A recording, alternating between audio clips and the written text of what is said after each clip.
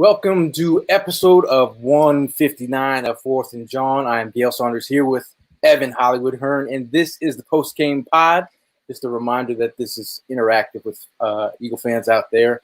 Appreciate you guys sticking around for the pre-game show, and here we are. Welcome to the post-game Show. Awful performance by the Eagles. Before the game, I talked about being an evaluator tonight. Tonight was all about evaluating this football team in terms of where they are with their head coach, where they are with their quarterback, where they are with their owner, where they are with their GM. It was a moment to look at how they rebounded from last week's performance. Obviously, they didn't come to perform like we wanted them to. Again, I as a diehard Eagle fan, you kind of like, it's very hard to just sit there and watch a team play awful. And I'm going to give hats off to the defensive side of the football because you guys played your hearts out. Being out there left out to dry. And you look at a comment by a guy named Chris Long, who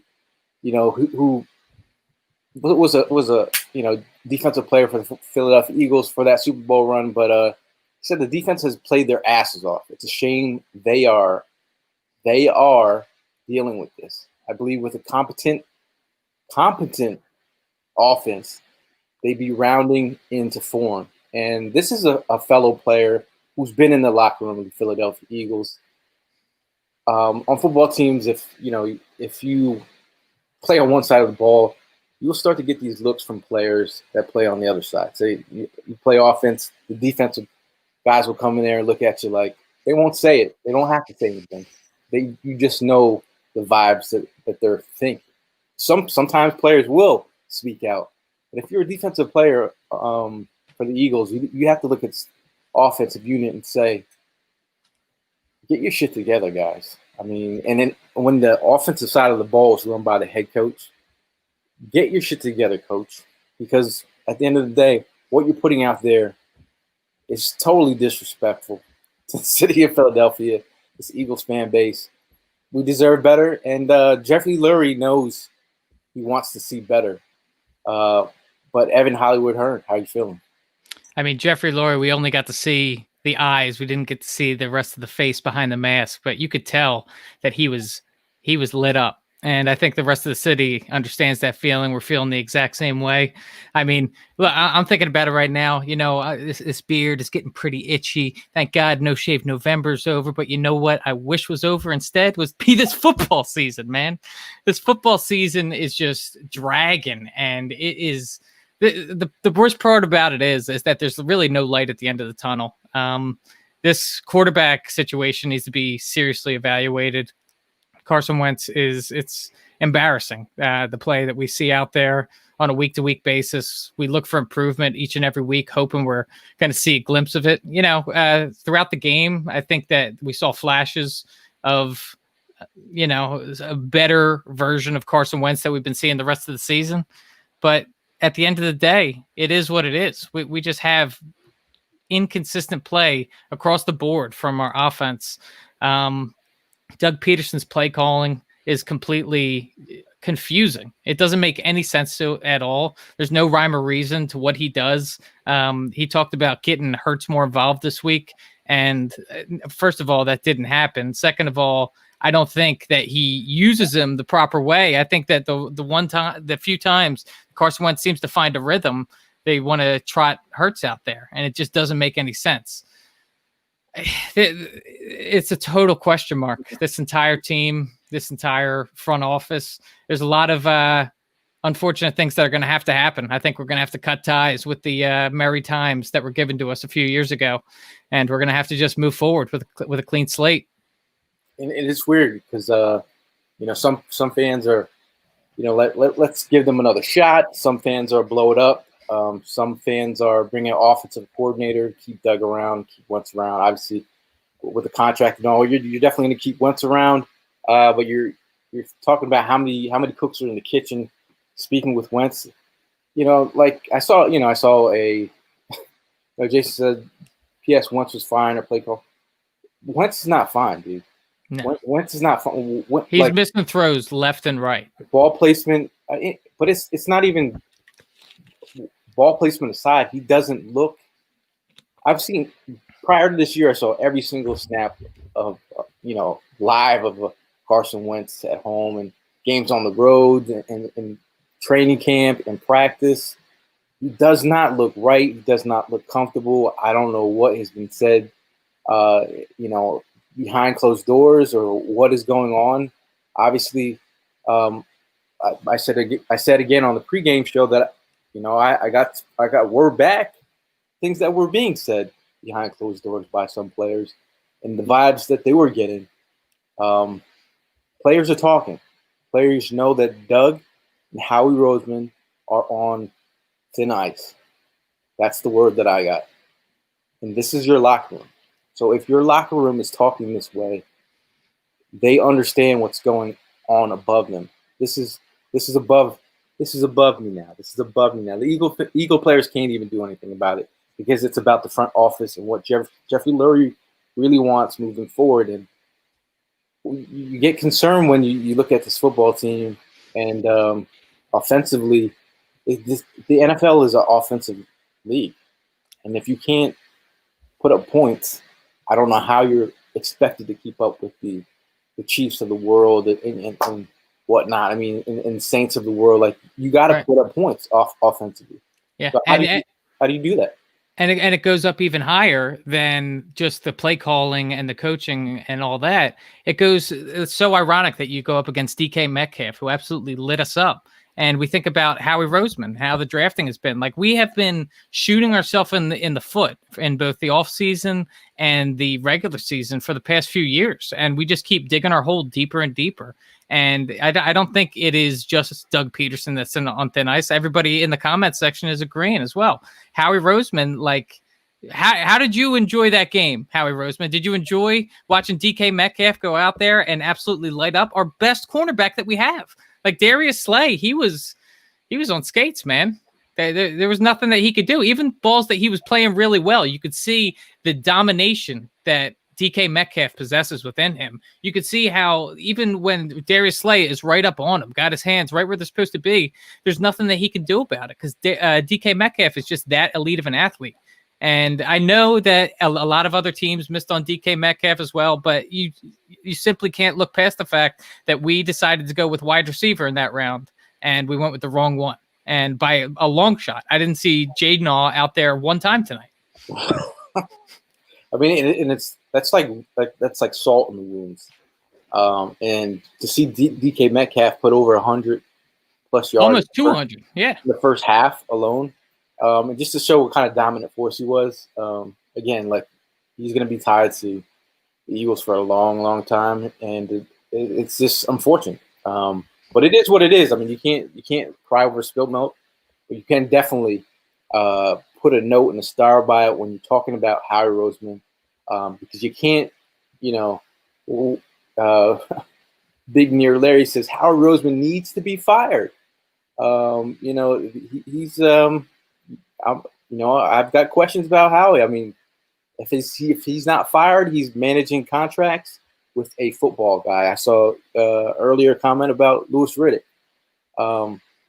Jalen Jenkins from Facebook. We don't give a damn about Miles. Sad we don't even use him. This shit is ridiculous. I think obviously the drops were a concern today. It's been a concern this year. Just not Wentz and Miles Sanders haven't been on par. If you look at their stats in previous years, they were on fire in the passing game. It's been an issue. Would you agree? Absolutely. And like I said, it makes no sense as to why he would be just used less in this game plan. I think that Doug Peterson week after week is going out there and he's outsmarting himself. I think he's expecting defenses to game plan for Miles Sanders. The big why is it taking so long for Fulgham to get involved in these games? It was nearly the end of the game before Fulgham gets involved, and it seems like Doug Peterson is simply outsmarting himself with trying to make it work with guys that aren't your playmakers. And did you see the Eagles Pro Shop issued their new Travis Fulgham jersey? Oh, there it is, right there. They finally got the spelling correct. Yes, it's a special limited edition, hopefully. But when you get the amount of targets that he's gotten, you're like, when are you gonna like?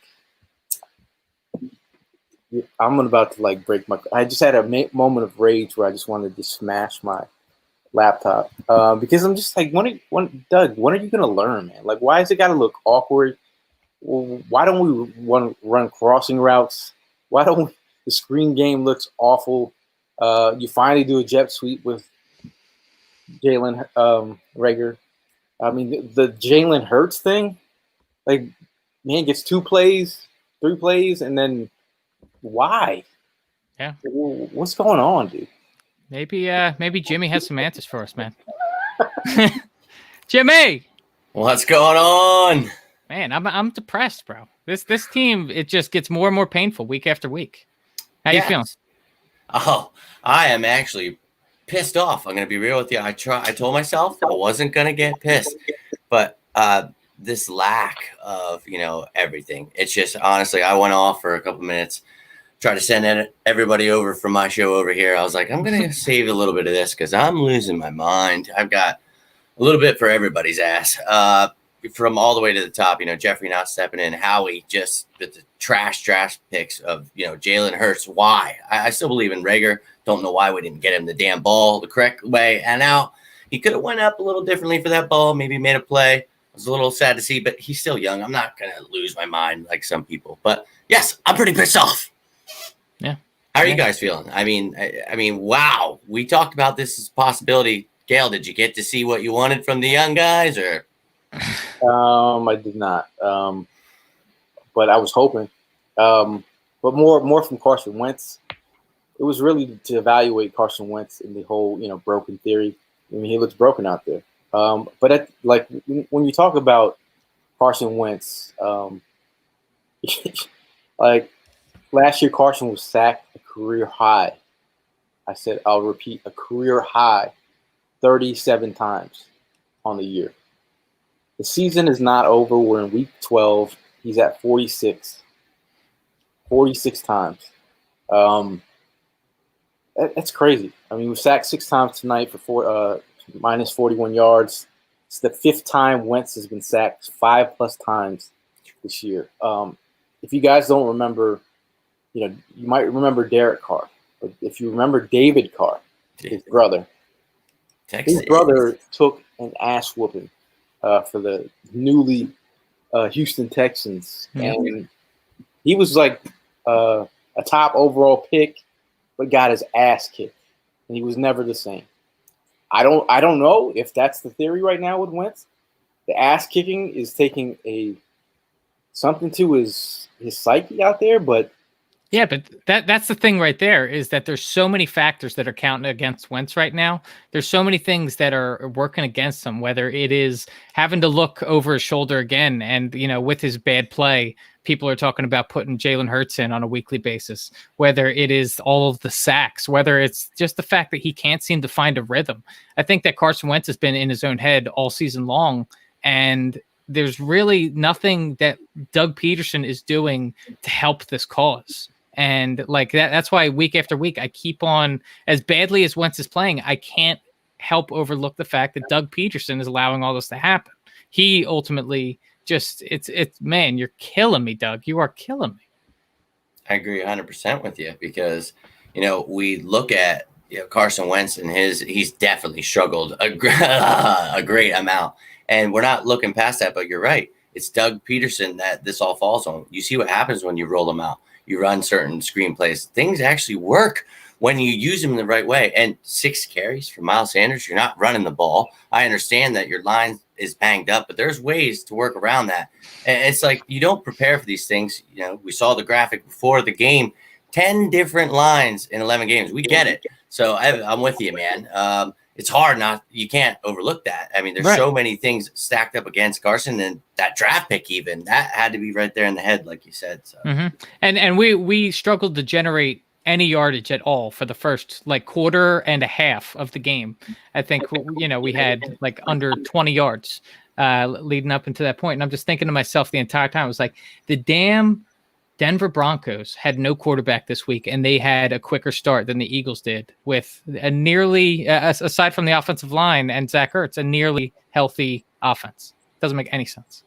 Versus one of the worst passing defenses, the worst passing defense going into this game. And we put up just awful numbers, man. It doesn't make any sense. You said the word awful. Shout out to Justin Emery. This game left me dead inside. I'm not even mad. I'm just apathetic.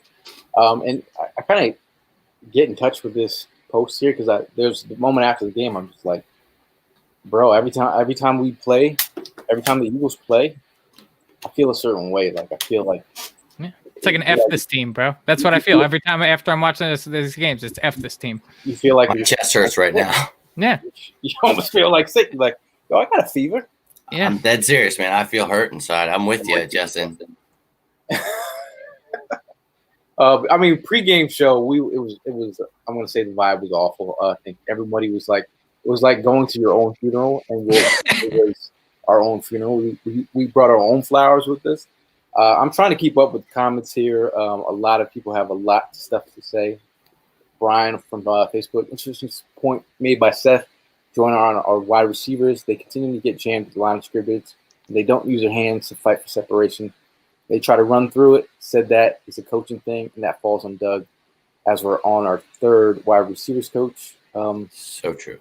Eventually, like you have to face the blame, Doug. Eventually, like you can go through all these coaches all you want, but eventually it falls on you. Yeah, man. You got all these young guys out here. You got to coach them up. We don't want to hear the excuses. You're in week 12 now. We get it. You didn't have preseason. Blah, blah, blah. Too late for that, man. Yeah. Other teams are doing it.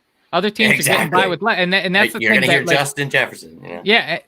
And I think that, like, I feel like we kind of used the injuries as a crutch earlier in the season. I think that we kind of excused a lot of this poor play in talking about how, the offense wasn't able to get anything going. I really think that, like, the Eagles are about as healthy as they've been all year right now. And it's honestly looking even worse. So, like, the injury excuse is just running out for me. I don't want to hear that. I think we didn't want to all come to the realization when Lane Johnson, when he said that, when he just came out like in an interview, I was like, my ankle collapsed. I'm just not gonna, done for the season. I was like, okay, yeah. It was pretty much done at that point. Yeah, exactly. Now, Letter21 from Twitter, he says Doug shouldn't be on thin ice. Howie should get the chop. Now, there are some fans who are really pro Doug and they really kill Wentz. Or they're pro Wentz, kill Doug, or they're pro Wentz, kill Doug, and kill Howie. So I mean, I'm gonna ask this to you guys on the show and on the chat. Are you pro Wentz, kill Doug, kill Howie, or pro Wentz? I'm the former. I'm the first thing. I'm pro Carson on this one. It's not like I'm sitting here as a Carson stan and I'm making excuses for anything that he's did. I think Carson's played downright awful, but he is ultimately tied to this team because of that contract. There's no move in Carson. It's not realistic. So Doug Peterson and Howie Roseman are in my crosshairs. So I'd be thinking that they'd be the ones that are on thin ice. There's just no way around Carson's contract. So he's here. Deal with it. Well, I mean, Emletta, that's word from a player. So if the players are feeling that, it's got to be an awkward scene. Yeah, walking around NovaCare right now. I think it needs to be. I'm all on board with Carson Wentz. I still think that the kid's got talent, but the problem is, we have not been using him correctly, and because of that, he's had his struggles too. And I think that lies on the coaching and the front office. So I'm against, at this point, I love Doug. I do. He won a Super Bowl, but he needs an offensive coordinator. And I was saying on my show, this might sound a little outlandish, but Eric Bieniemy is not going to come here to be an offensive coordinator. That guy needs to be a head coach somewhere. And if he becomes a head coach somewhere, I think he's going to be a head coach for a long time somewhere. So if you miss the boat on a guy that, comes from the Andy Reid tree that I really think could be fantastic, a very innovative guy. I don't know. Maybe Jeffrey gets wild and gets rid of Doug. I don't know, though, man. I just think the first step might be giving both of them help. Like Howie needs a football guy in there. He has to have somebody that's actually played the game and understands it. Not saying you had to have played it to understand it. Just he doesn't understand it. Howie is lost, dude. And I'm losing my mind. And Doug, you can't handle all of it. And everybody says it's Frank or this or that. No, man. Just these guys are good and they get jobs for a reason. It's not the Eagles' fault that Frank Reich is good and got a head coaching job. You know, all these things. Or Joe Douglas left. It's like, yeah, because he's good. So he's trying to help the crappy Jets. So get them some damn help and get Carson Wentz some help, man.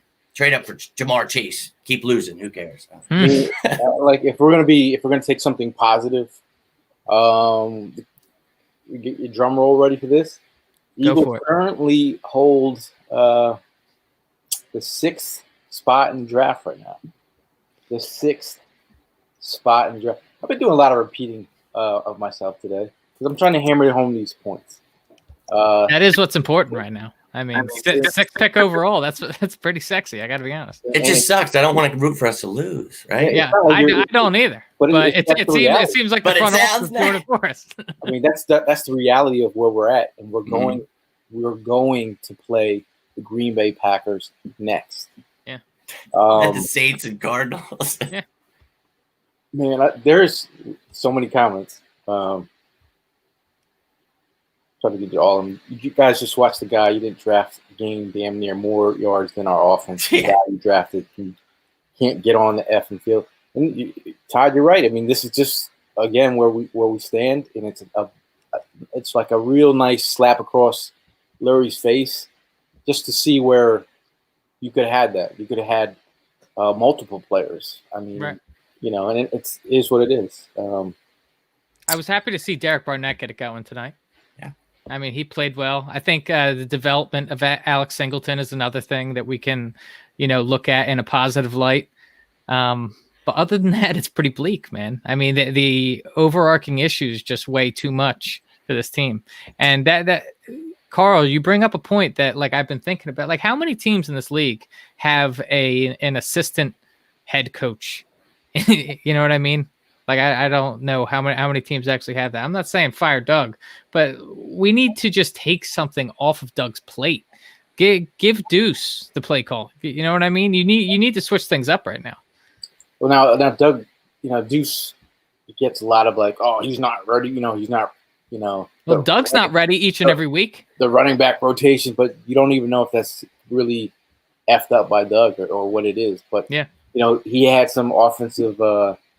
And he was the offensive coordinator, head coach for the East-West Shrine Bowl game recently, where he was able to call plays. And obviously, people are going to question that. But if you're looking at a head coach just to be a head coach and have an offensive coordinator, interim head coach, if it's that bad behind the scenes, you're talking about Deuce Staley, who Peterson actually mentioned that he was one of the main persons he leaned on during the racial, issues in the country going on.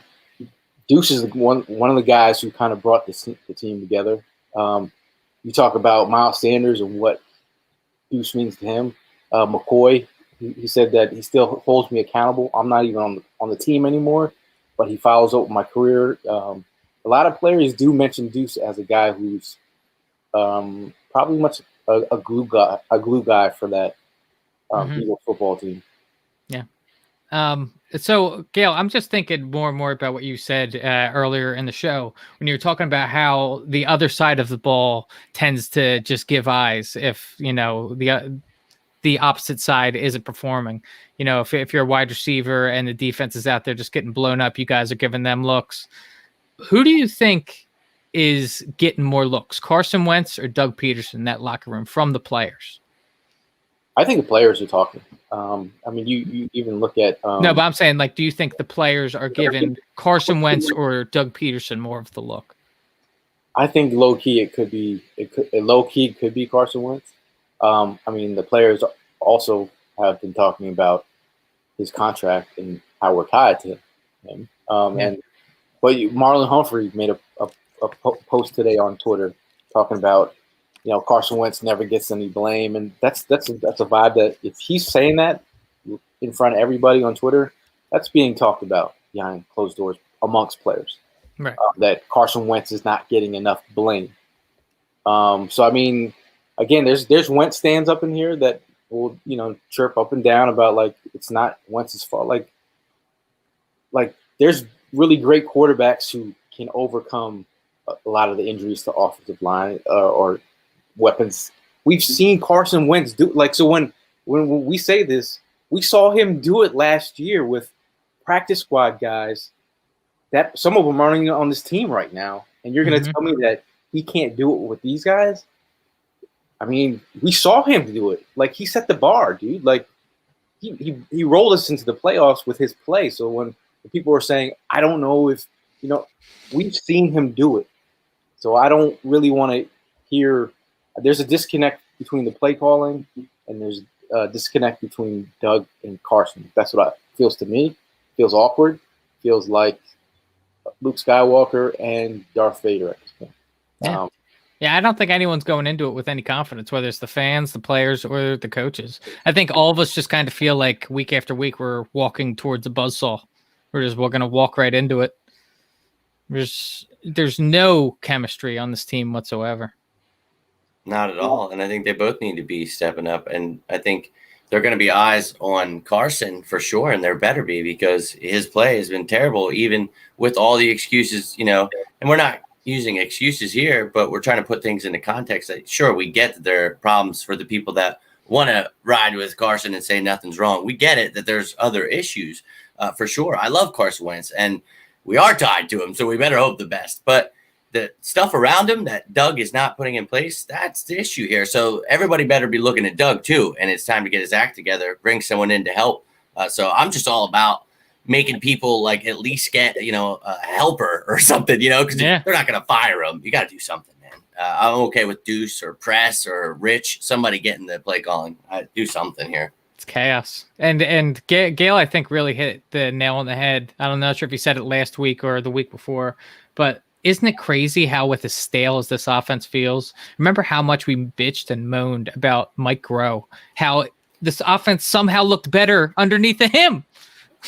Yeah, Carson Wentz, 4,000 yards with not a receiver that went over 500. That's unreal. So we've seen it from Carson. I'm not here saying we got to bring him back. I'm simply saying, how pathetic is that? Yeah, what's going on here? We bitched and complained about Mike Groh, and he's finally gone, and it's even worse. Elaine is bringing some positivity here. She says, F it, Eagles, baby. Sick of the losing mentality. The victories to come will be all the more sweeter.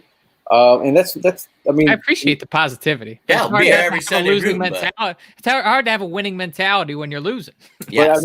But I think as an older Eagle fan, like that winning that Super Bowl, that's that's why it was so sweet to a lot of older folks and to a lot of people whose family members passed on. Getting that dub was huge. But again, you gotta walk. You gotta crawl before you can walk. And I think we're about to enter that crawling stage. And that dub felt so good because the Eagles were in a famine. They had never had one, and they were just dying to taste one. I don't want younger generations to have to go through that shit. We all sat through that, watching losing season after losing season, watching with the Andy Reid era, almost getting there so many times. And why should we just settle and be like, yeah, well, we got there that one time, and that's something that we could think about fondly for years to come. I want a dynasty. Call me selfish. I'm sick of any sort of like loyal. I appreciate the loyalty, obviously, but I'm saying you don't want to overextend your loyalty with stupid contracts and have guys on this team simply for nostalgia purposes. That's what ends up killing us. I mean, shout out to Evan. Evan says Alshon taking full snaps are pure comedy. Not at all. Pure. That pissed me off more than anything, actually. Yeah. I know what he's saying, though. I get it, but I was furious to see that. Every time I saw Alshon, I'm like, this is happening, right? And there's no Rager out there. Oh, no Fulgham. You're like, hey, Alshon, would you? How do you feel about balling out right now? How much fun is this, and how much are you enjoying this experience so far?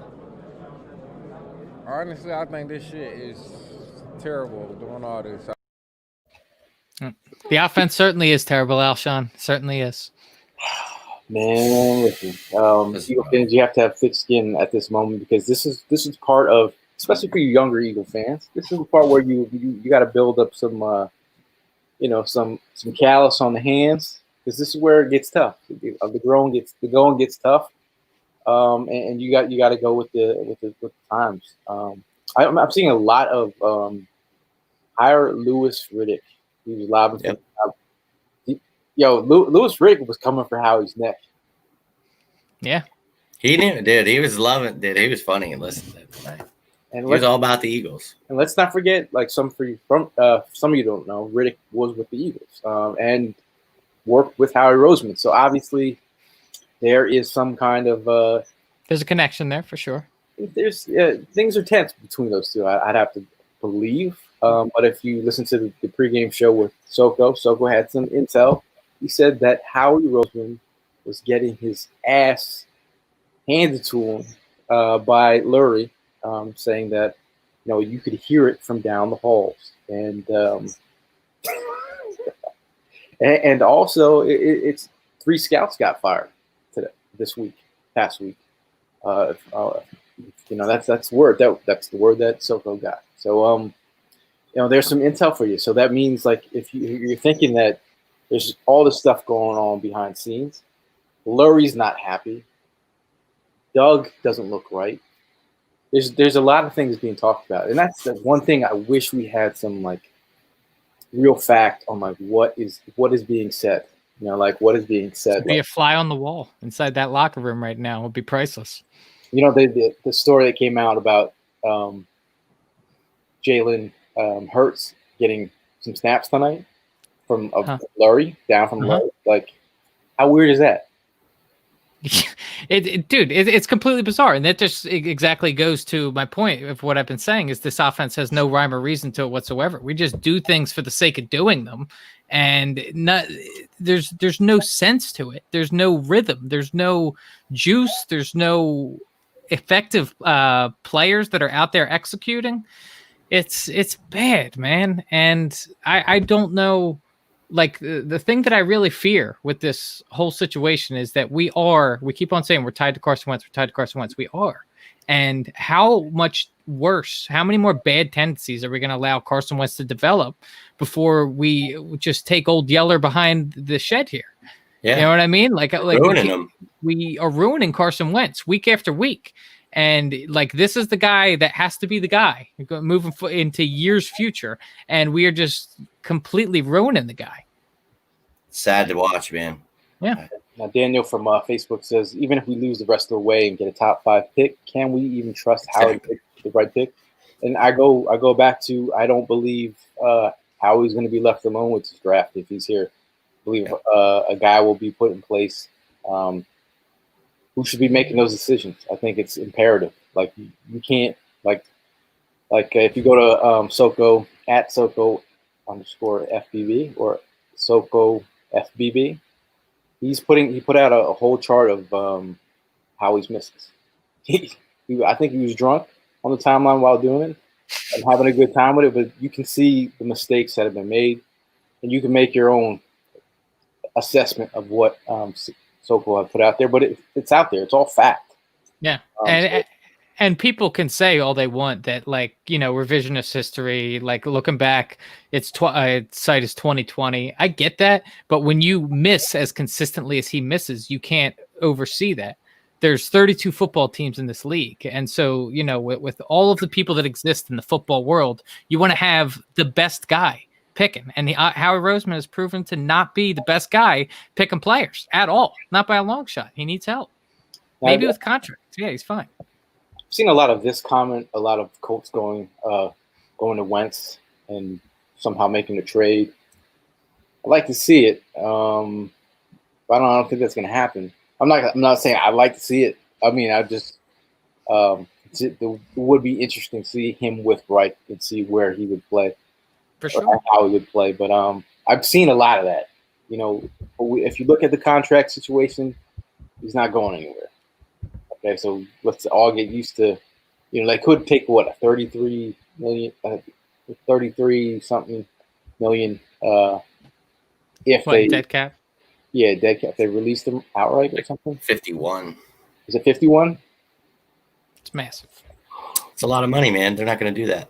That's what I mean. You're tied to him. It's just like 30 if you trade him. Like it's not ideal. And I don't think that the Eagles, Jeffrey Lurie knows what position he's in. So that's like Gail just said, Howie needs someone brought in, and he's not that good with contracts. Everybody keeps saying that. And you're not wrong in the sense that he's done some good things, but you're starting to find out that all this stuff has been back-ended. So he's doing one of those things where he's trying to get his, and he's kind of screwing us over in the long run, man. Yep. And it's like, wait a minute, all these players, all these contracts that he's restructuring, they're going to have dead money. So when you do cut Jefferson or Jeffrey, or you cut, any of these guys, Jackson, or, someone was mentioning Barnett, I think, tonight he proves that he'll hopefully get maybe a restructure or something, but you're going to have to get rid of guys and get things under control because Howie.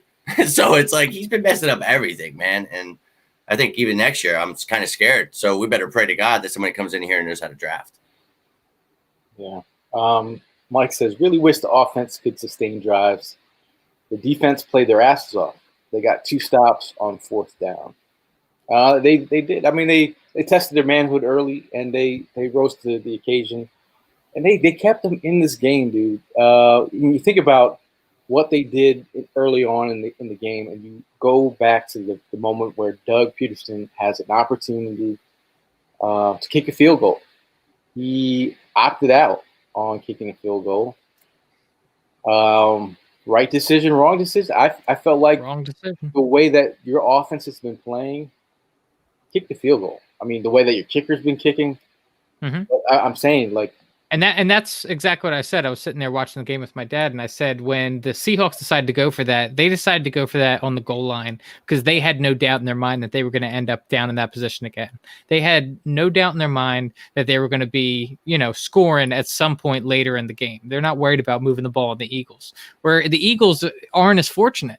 We can't get the ball moving on that sort of, frequency. And so when you're down there, you have to take the points. And I don't know that, I mean, something that like, I don't even think we can get to at this point. I don't know what the hell's up with Jake Elliott. Like, I kind of understand where Doug Peterson's lack of confidence in him comes from, but like, we just have every single position has a hole that we need to plug right now. This isn't, I don't know if he's concentrating. I don't know if he needs to hit an Adderall or something. I don't know what. I don't know what focus. Your attention is just all over the place. I don't know. Tony says, we give Howie a top 5 pick. He's going to draft another QB for the factory. Sad but true. That's also my brain is, if you can't get Trevor Lawrence. Yeah, Trevor Lawrence. Are you looking at Justin Fields and you're like, hey? I mean, like. I mean, what do you be? I can't imagine that the Eagles would do that. I can't imagine that. It would be nuts. It would be completely nuts. I'll smash my computer. Well, I'm saying the idea of that if Howie's not here, like every GM wants their own guy. Yeah. I think every coach wants their own guy too. So I think the only way something that crazy would happen would be if Doug's gone. I don't think Doug is pulling the trigger on. If Doug's gone. Yeah. Like, and you look at like me saying this, it might sound crazy right now, but it doesn't. Look down 95.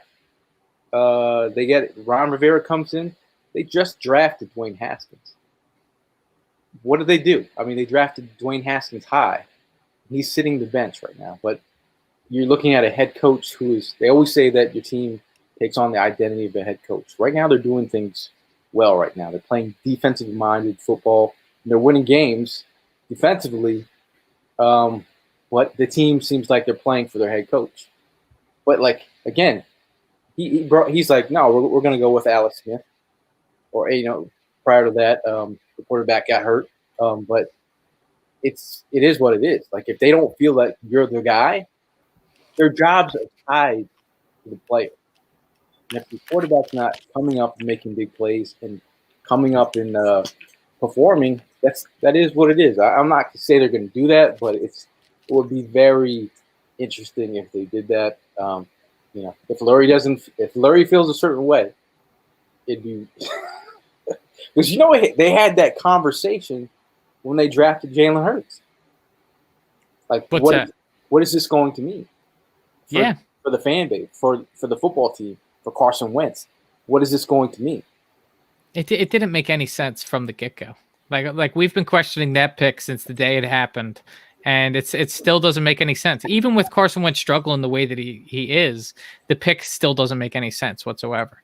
Because even if you're anticipating somehow they had a crystal ball and saw that Carson Wentz was going to be, a complete shell of himself, like you still can't even play Hurts at this point.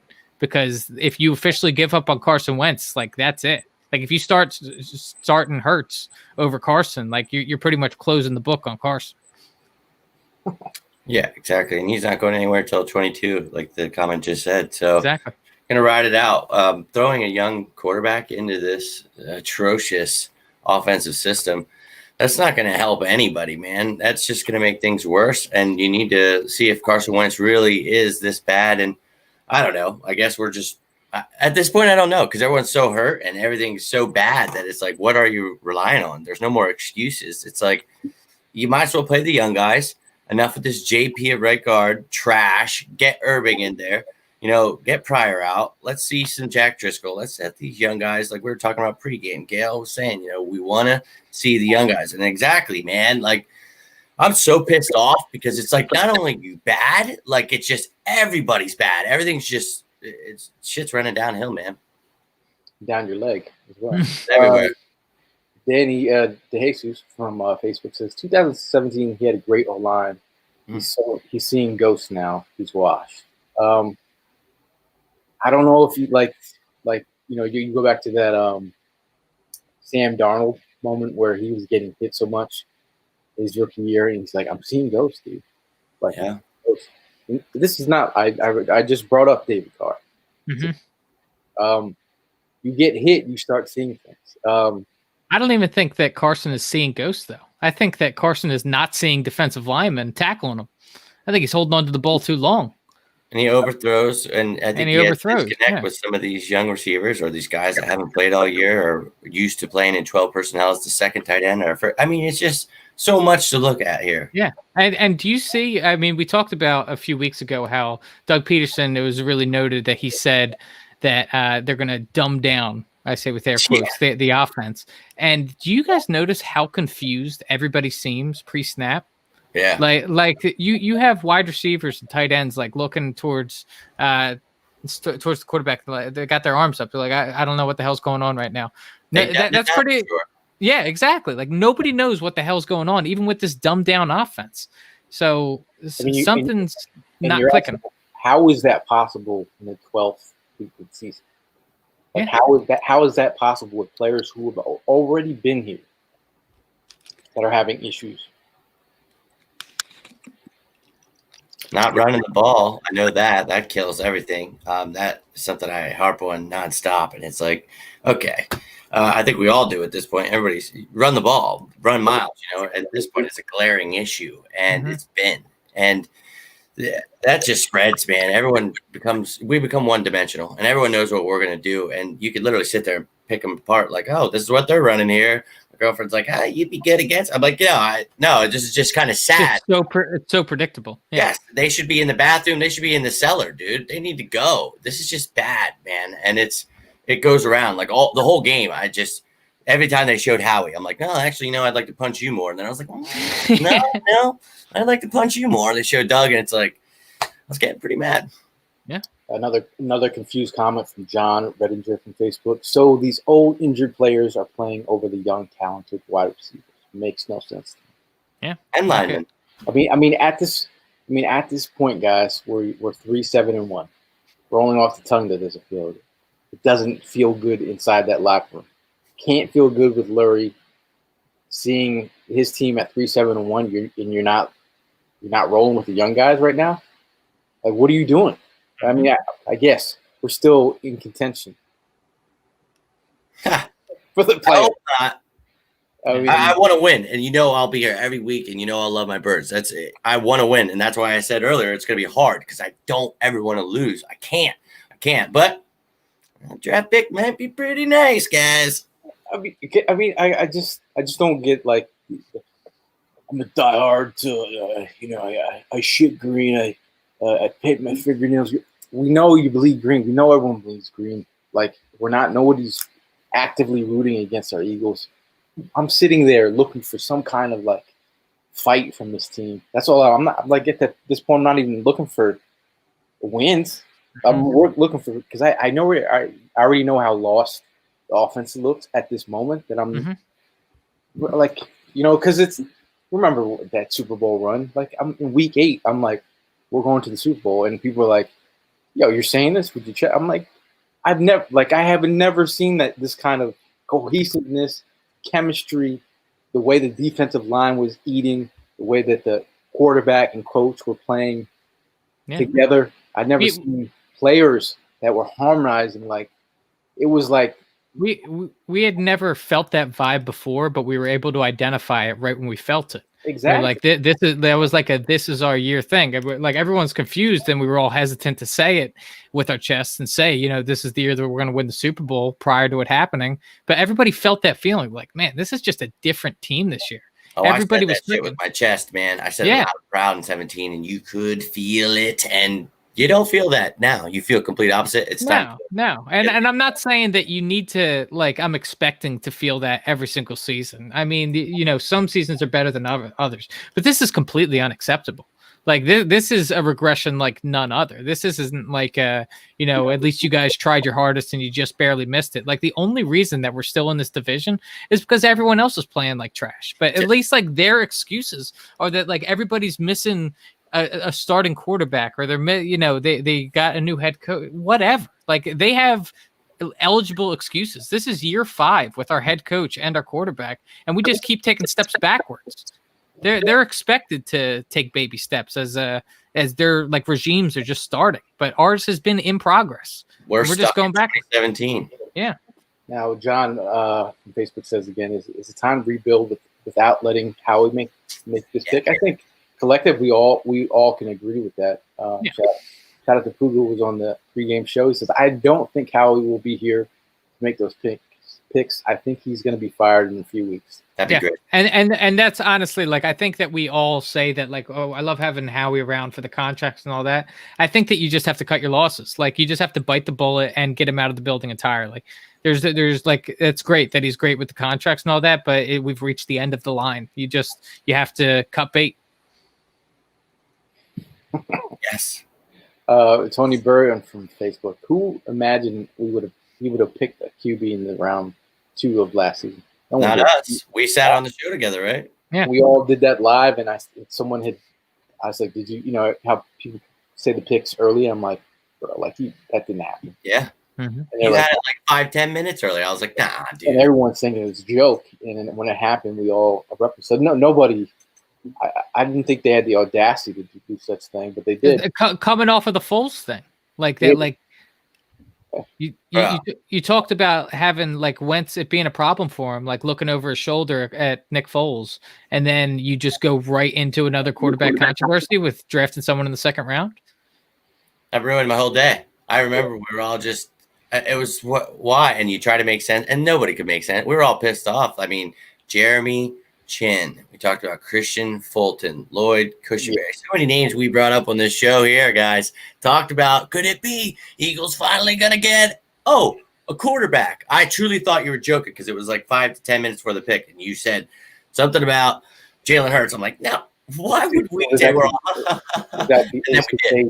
Kincaid said that. When I brought it up, like, bro, don't say that. And it's not even funny. And you guys know I've been saying since that moment has started, when they said that they were aiming to do something like a Taysom Hill, like on steroids type thing. I hated that idea. A 2-quarterback system does not work in the NFL. Like, the Saints have been getting by the past couple of years with that, but it's working with them because the play calling. Drew Brees is one of the greatest quarterbacks of all time, and he knows that team, like, when he was healthy, isn't going to be taken from him. He knows that Taysom Hill is nothing more than a gadget player that can throw. And, like, Carson Wentz doesn't have that same sort of respect. There is a statue of another quarterback in front of the stadium that he plays in. He doesn't have that same sort of respect. And so, you know what I mean? Drew Brees holds a little bit more weight than Carson Wentz does. Sure. Jason from Facebook says, "Let's face it, we will be the next Browns if we start drafting QBs again, and that's sad." Get rid of Howie. No. Shout out to John. He said Haskins is overrated. I agree. I wasn't for that pick, but they picked him. I was when they picked him. You enjoyed I that. thought he was going to suck. That's why I was so glad they picked him. Puga says, so upsetting that the wide receivers can't get open to help Carson out. Yeah, they're not getting any separation. Someone mentioned, Seth Joyner, somebody said that. Yeah, they're not. And I think, for someone like Jalen Reagor, he needed to build up his toughness. And that's something I think that he's a tough kid. But if he's going up against some of these corners in the NFL, he's going to have to work on some things. That's fine, man. I'm not losing my mind like some of these people out here. He's a bust. It's over. No, use it correctly. So I don't know if he's going to have any good games because we sat here before the show, talked about why aren't we using him, and once again, here we are. I mean, he was averaging 8.1 per clip. So and if you look at the whole perspective, he's online with good wide receivers. So it just his targets. He doesn't have that many targets, guys. I mean, he hasn't played that many games, but when he's been utilized, look at the Cowboys game. Utilized correctly, scored off on the out. He got out there in the flats, used his speed off the motion, which again, I would be motioning him all day. I would be just how many times you watch a game, you look at Tyreek Hill, and I said this pregame, and I said, if you look at Jalen Reagor and his whole draft profile is built around who do you model your game after? He said Tyreek Hill and Deebo Samuel. That is who he thinks he is. That's who the league kind of knows. So he tries to play like who he is to be before he gets drafted. So if the team is not utilizing him like he is thought he's meant to be in at the next level, who's to blame? So obviously, everyone's how would they use Jefferson here? I wouldn't trust them to use Jefferson here. And again, on this show, we did a video on both those guys and told you why they would be the guys that would be there, sitting there when we picked. And we both liked Reagor and we both liked Jefferson. We only did 3 draft videos, guys, on T. Higgins, Justin Jefferson, and Jalen Reagor because why? Those were the guys that we thought were going to be there, and they were there. But again, I'm losing faith in Doug's ability to call plays, and I feel like he's figured out at this moment. Yeah. He's definitely figured out. That's apparent. What were we gonna say, Jim? I was just gonna say, I don't like to. I make jokes about people comparing, I think, real life to Madden, and I think where their mindsets are half the time. But if you ever play Madden, if you're playing with a crap team, and that's what our team is right now, just straight crap on offense. What you do is you get the ball to the best player. And even if the guy is a crappy rating, if he's got speed and you can find ways to get him the ball, you're probably going to be able to make some things happen.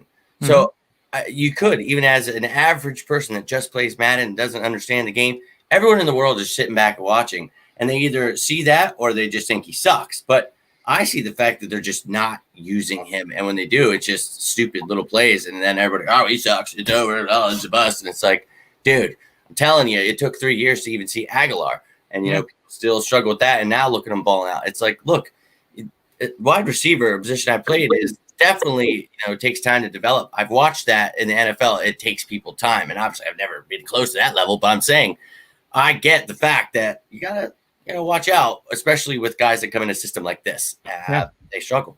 I think that's one thing that we've completely not seen at all, or very little this entire season, is Carson Wentz leading wide receivers. I think that what has predominantly happened is it's a contested ball, it's a sideline ball.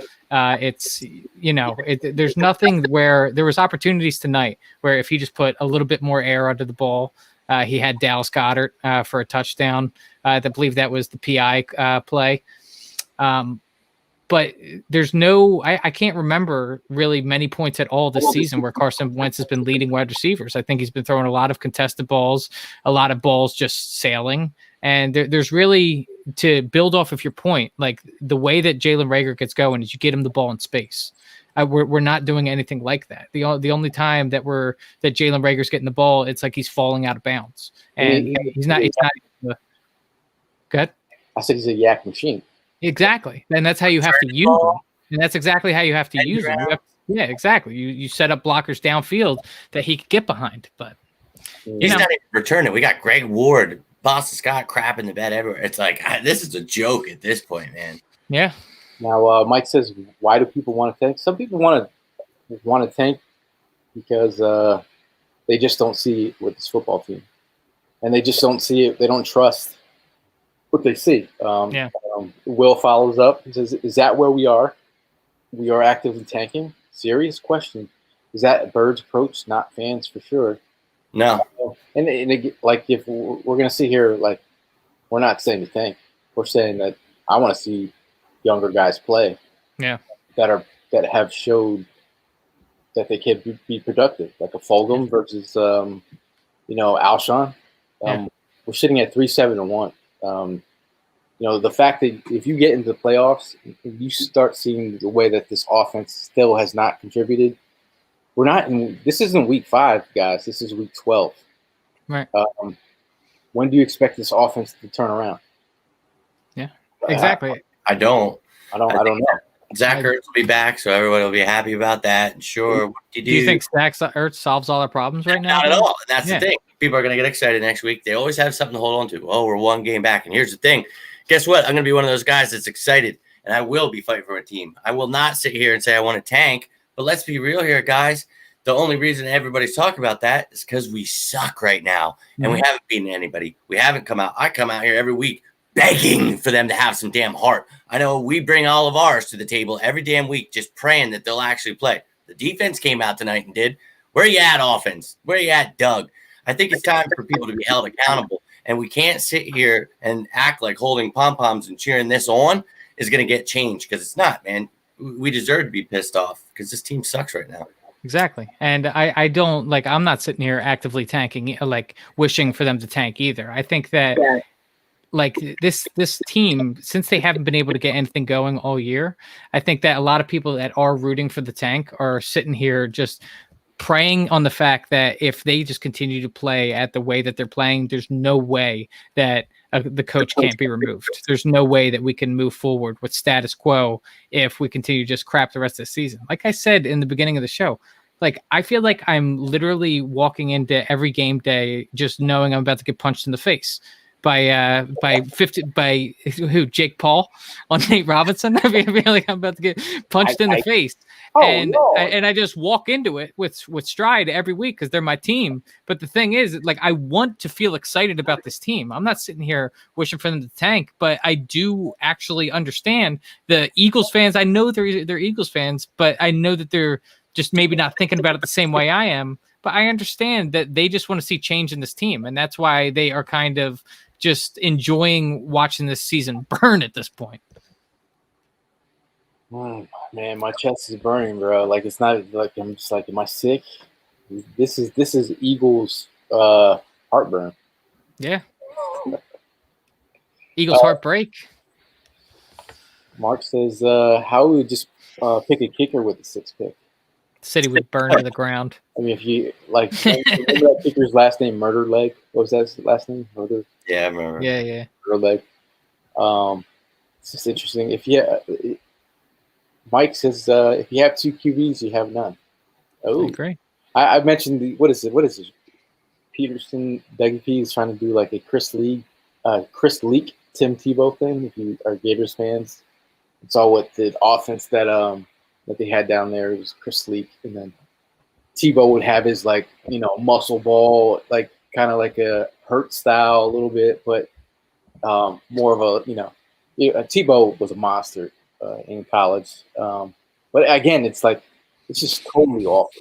Obviously, the defensive coordinators have to prepare for Hurts, but it's getting old. How many times are you going to do that you put Wentz out wide and they know you're running the ball. They did it again today. Like, we all know that play's coming. How many times are you going to run that?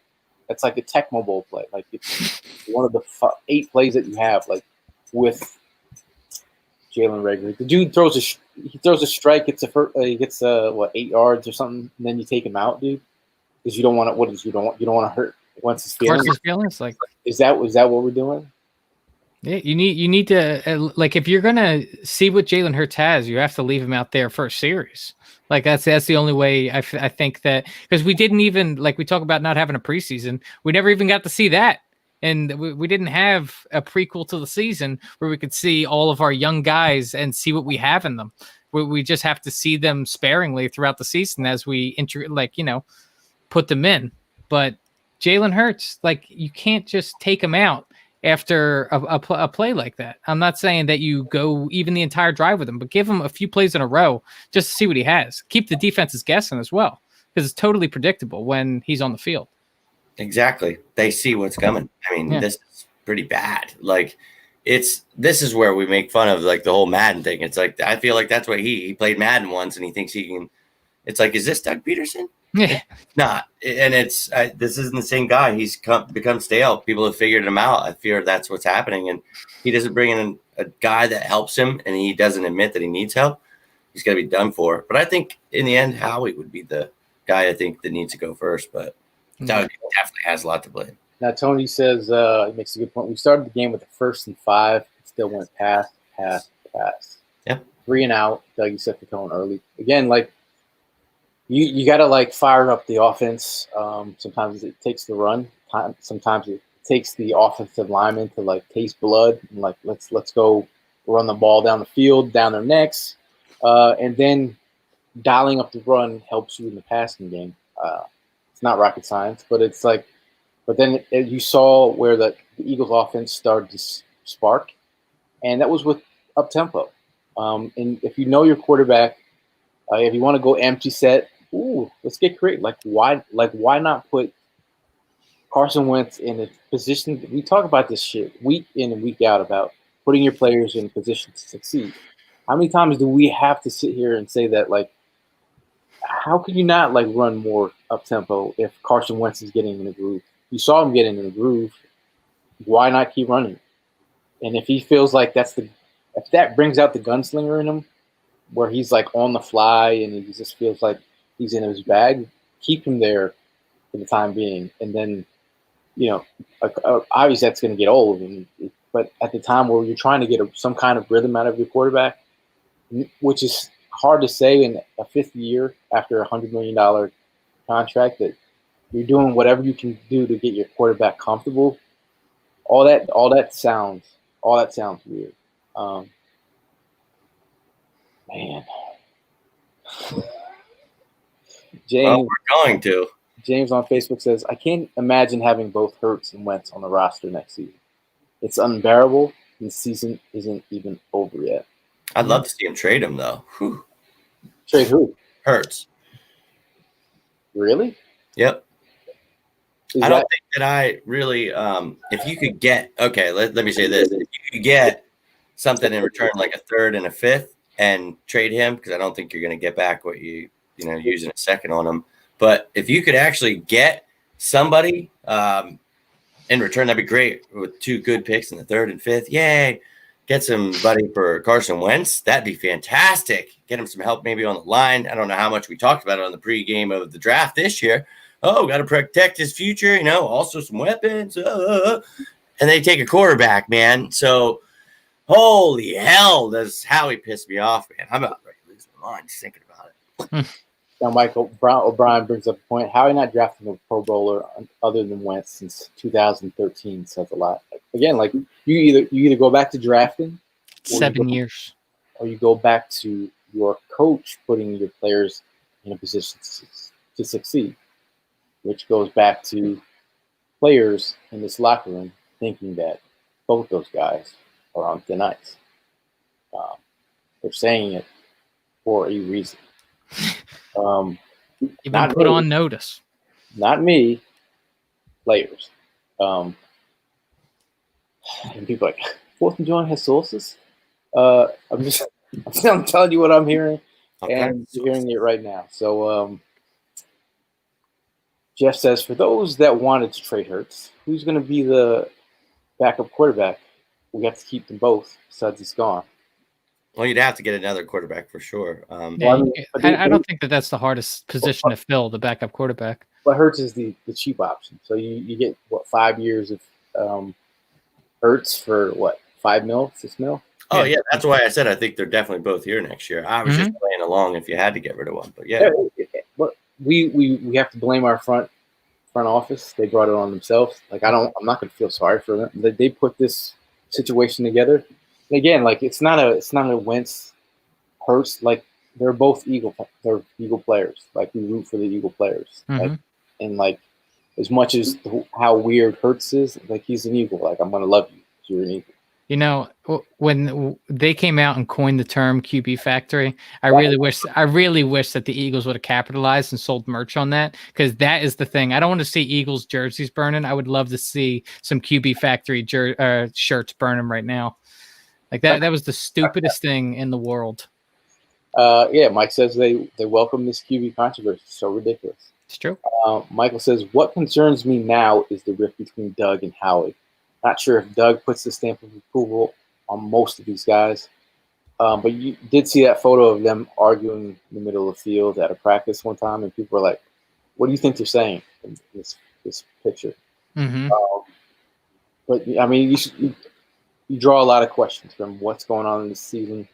We like, obviously, if you're here at almost 1 a.m. talking about the Philadelphia Eagles, you have an addiction like we do about this football team. You love this football team just as much as we do, and that's why we appreciate you Eagle fans in the chat, man. Like you guys have definitely been supporting and coming out for the live streams, and we appreciate you guys. A lot of guys bringing the heat, man. A lot of guys bringing the heat the last couple of days. Joey says from Texas, he says this team is garbage, bro. It's still fly Eagles fly. Again, that's how we feel, man. Yeah, I'm calling you out, Mike, because you got it. I mean, you got the bug, man. But I think that's what's so great about the fan base. It's very passionate.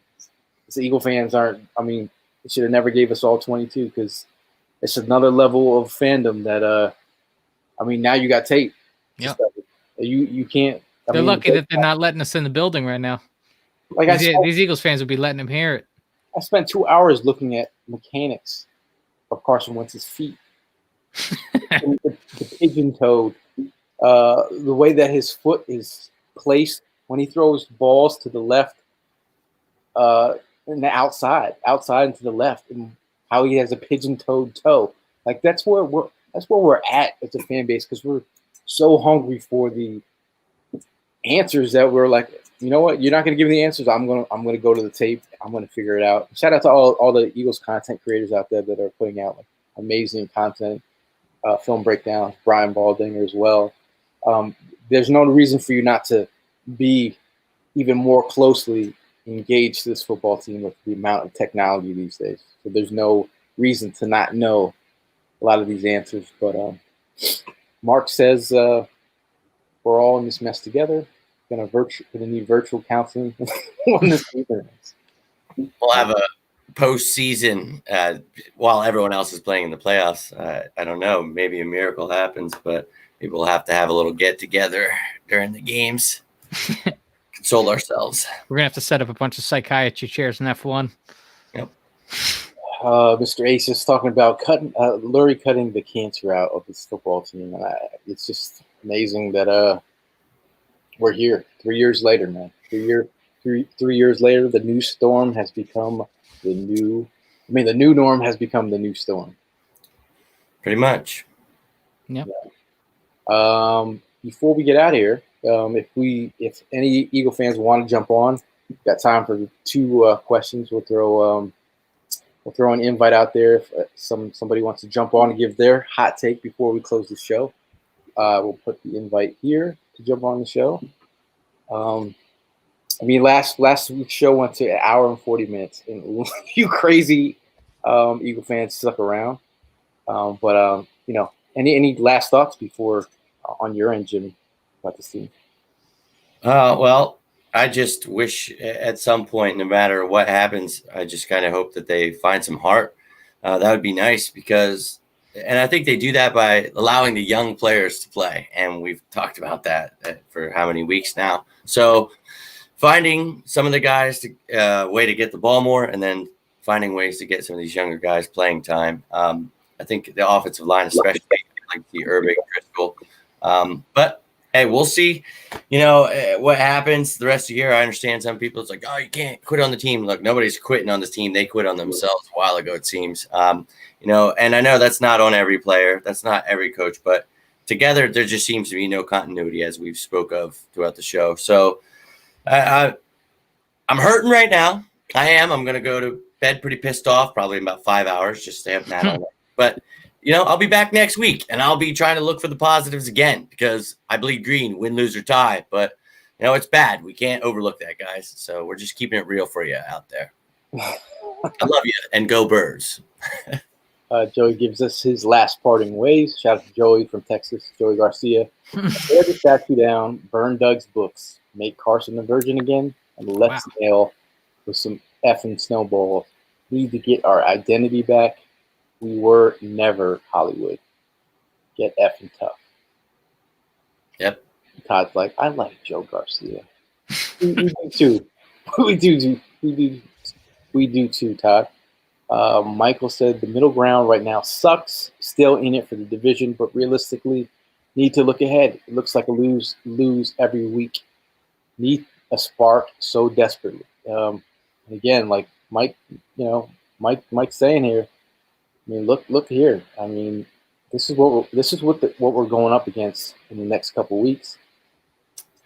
Just lost to the Seahawks. We have the Packers, who are also first in their division. We have the Saints after that, who are also first in their division. Cardinals have been playing solid ball, and then you got the Cowboys and Washington. Cowboys have looked pretty bad, but not Eagles bad. Washington has looked sound, but not world beaters. They could be beaten as well, but obviously you're going through the gauntlet here. But like I said, we're bringing someone on to close out the show. Shout out to Texas Mike in the building. Texas Mike, how you doing, man? Yo, man. Hey, what's up, man? From Austin, Texas. What's up, bro? Thanks for staying up late and dealing with this awful Eagles team with us, man. No, what do you got to say? I just had a question, man. All right, so you showed the schedules. Looking at the schedules, there's still a chance they can win the division, obviously, right? Do you think there's any that they could get, I guess, like best of both worlds, where they win the division, whatever they do in the playoffs, and in the offseason, they still make changes? Just throwing that question out there. Yeah, I think we've reached the point of no return, honestly, with this team. Like, I think that Jim Schwartz has been kind of on the chopping block each and every season. We look back, and at some point during the season, we're sitting here like, man, Jim Schwartz just isn't cutting it. And quite frankly, Jim Schwartz has been the most consistent of, any side of the ball that the Eagles have so far. With that being said, he hasn't been doing very well. Doug Peterson, man, there's no way that you can go into next year with the status quo of what we have. Whether that is bringing in an offensive coordinator, quite frankly, I think it's very possible that Doug might get canned and that we just go a completely different route. But either way, it's going to be Carson's going to be here, and we're going to be here. So appreciate it. I think I feel like they've seen all they need to see, like from Lurie's standpoint. I feel like you need an offensive coordinator. It doesn't matter. Like, you get in the playoffs, you need an offensive coordinator ASAP. Yeah.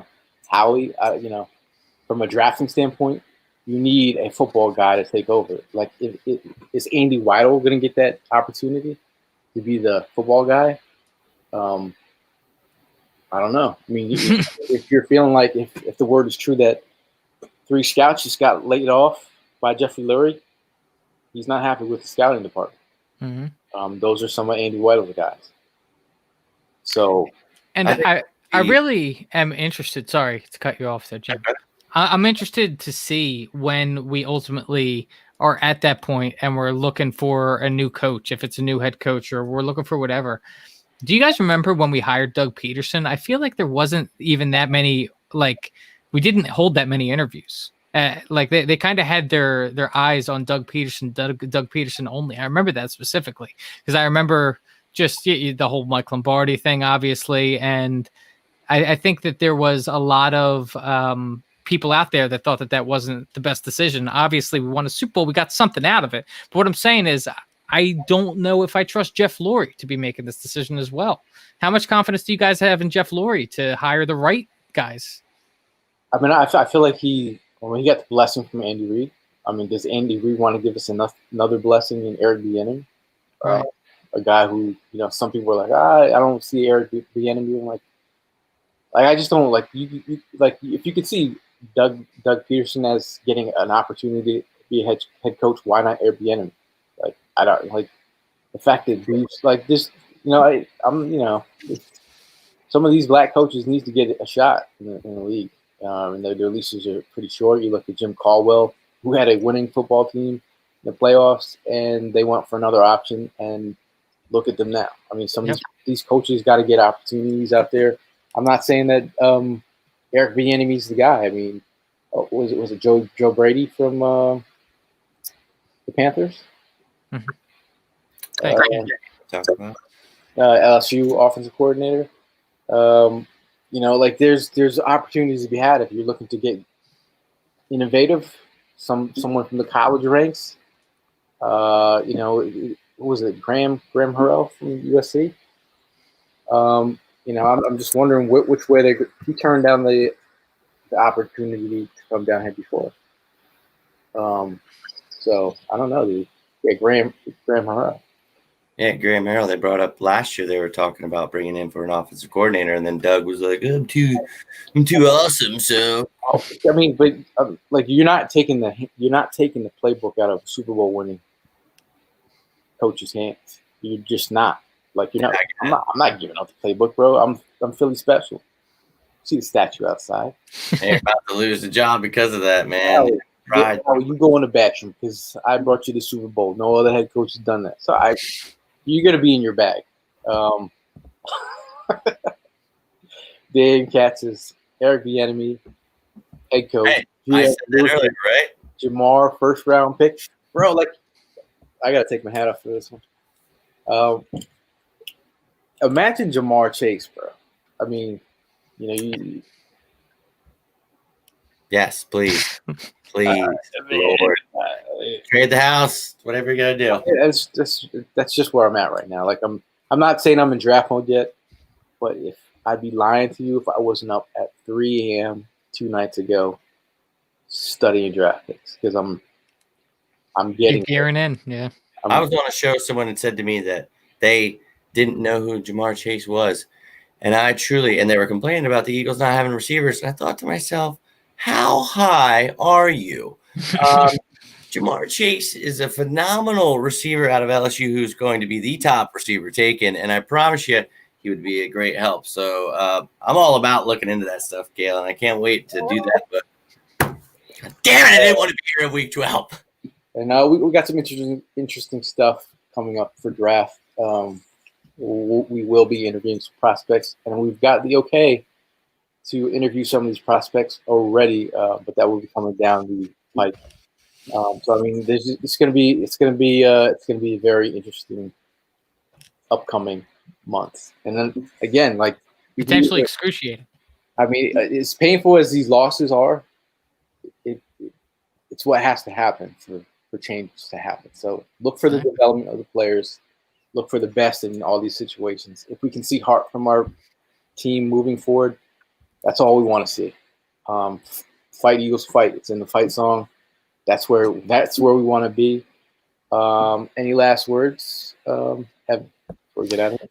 No, I just I find myself disappointed week after week with this Eagles football team. I am really at a loss for coming up with hopeful things to say. But as far as just, I'm enjoying seeing Alex Singleton. I'm enjoying seeing. That's about it, guys. That's pretty much where I draw the line. I don't think anybody else is being utilized correctly. I want to see development out of these players. And that's really where I'm at. I'm kind of just looking at the long scope of this thing and hoping for some coaching changes to be in the future. Jimmy, any last words? I'm all about it. I would love to see this team just find some heart. That would make me happy, but I don't know. The coaches, everybody's pissed me off. So I'd like to see some changes made, whether that happens this week or within the next couple of weeks. Some offensive coordinator maybe brought in, or just someone given the reins already in the rooms. And Howie Roseman, you need to go. I can't take it anymore. Bring someone in. But thank you, everyone, for tuning in. Thanks for having me on, guys. And shout out to Joey, L.A. Joey Garcia from Los Angeles, Joey. He says, Singleton's aunt is my mail lady. Well, you tell her that her nephew is... He delivers. All and out. We love him. He's delivering for the Eagles. Go if I'm going to leave us with any positive words of wisdom, I'm going to just say, look at your football team. Not from a super fan's perspective, but look at your own personal GM. Things that you want to see in this football team, and see if they're actually doing that. Looking at Carson Wentz, that he's continuing to struggle. Look for the development. His reads. Look at his pigeon-toed foot. Start looking at some of these little things that are the differences between a good football team and a great football team and a bad football team. It's the little things that they do as players, as coaches. It's all about the little things, the chemistry, the idea of playing for the next man next to you, not playing for the contract, but on the same road to victory, playing for a Super Bowl and having a team like harmonize the one. We've all seen that. So the bar has been set high. We know what a Super Bowl team looks like. We know what a team that is harmonizing looks like.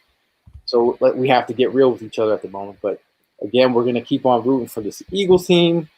We're going to keep on bleeding green. And we'll see you guys in the next one. Fly, Eagles, fly.